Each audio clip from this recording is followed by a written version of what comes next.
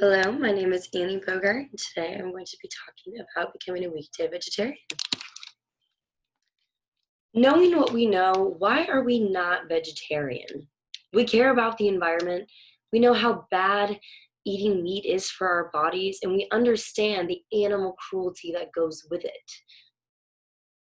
All those points individually should be enough to convince us to become a vegetarian, but we just have such a hard time committing to a full-time decision. And then we catch ourselves eating meat and find ourselves in this circle of I want to help, but I just can't. I cannot make that full-time decision. However, becoming a vegetarian doesn't have to be a full-time decision because can you imagine eating your last hamburger? Yeah, neither could I. This third option is called becoming a weekday vegetarian, not eating meat Monday through Friday and allowing yourself to eat meat on Saturday and Sunday. Now, this decision, this process and method is what finally allowed me to become a full-time vegetarian. In becoming a full-time vegetarian, I've not only seen so many health benefits and weight loss in my physical and mental health things, but I've personally contributed to reducing my carbon footprint and ending animal cruelty. So today, let's address the problems that are caused by meat production and consumption. You know, the reasons why we know we should stop, but we don't. Then we're going to talk about what happens if we don't. If we continue to procrastinate in eating meat and supporting this terrible industry, what will happen? And then the last thing, we're finally going to talk about the way to solve this problem. So like I said earlier, we're all aware of these reasons to become a vegetarian, and perhaps a few of you have tried it before. The gut-wrenching videos of animals in the animal processor, and we know the physical benefits it has, but we just can't commit. So let's kind of go into those a little bit.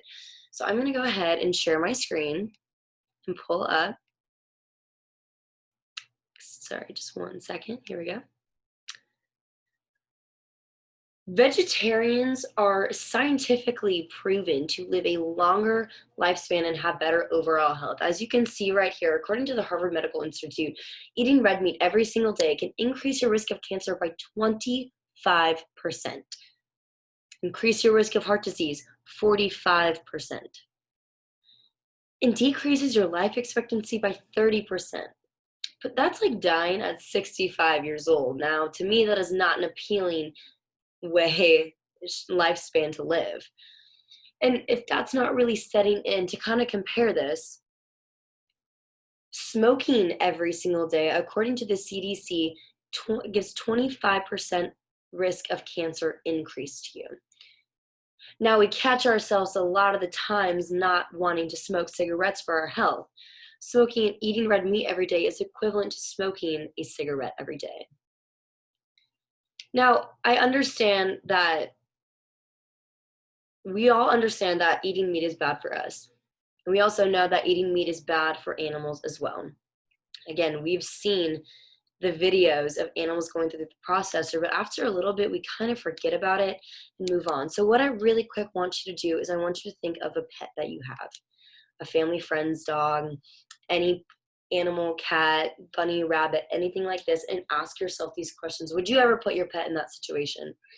Subject them to artificial insemination, separate them from their newborns, put them in tight cages for days at a time with no proper food, no proper water, use their spoils, then ruthlessly kill them. Now, I understand that this is a terrible, horrific, aggressive, intense thought that I'm putting into your head, but this is the reality that billions upon billions of animals face every single year due to meat production. Now, like I mentioned earlier, a lot of us understand that, but we would like to procrastinate becoming a vegetarian. So let's talk about now what happens when we do procrastinate. You see, meat production accounts for 1/3 of all greenhouse gases emitted into the world. And it's funny because when we really think about greenhouse gases and all the pollution in our world, we think of transportation. But 60% of the greenhouse gases that come from meat production is more than all of the transportation combined. Cars, trains, buses, planes, boats. When we think about climate change, we don't think about reducing the amount of steak on our plate. We try to recycle, but it's actually flipped.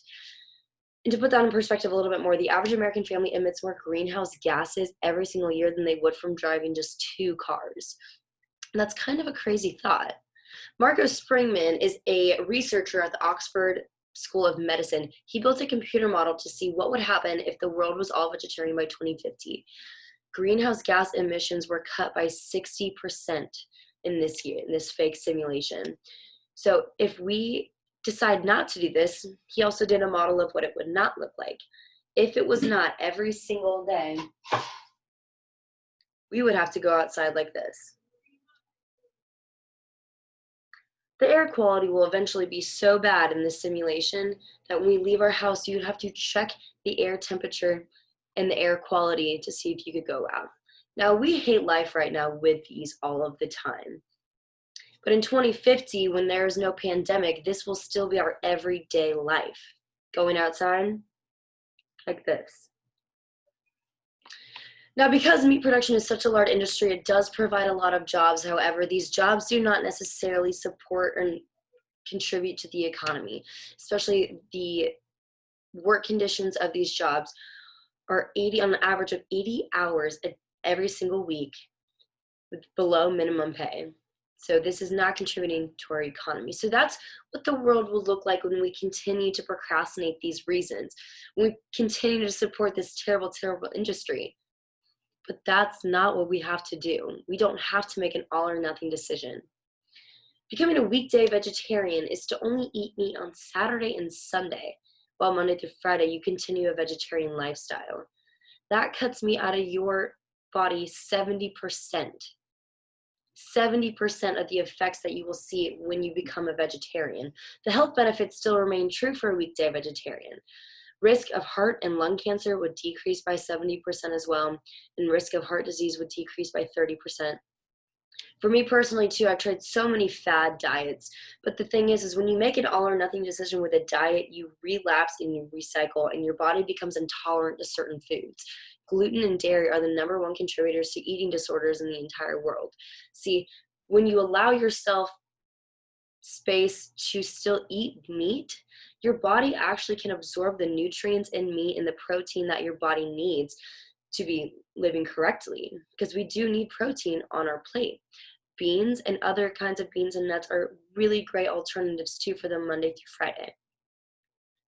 So we know the reasons why to become a vegetarian, but we don't have to make a full decision to this to still see changes in the economy, in climate change, in our health, and in ending animal cruelty.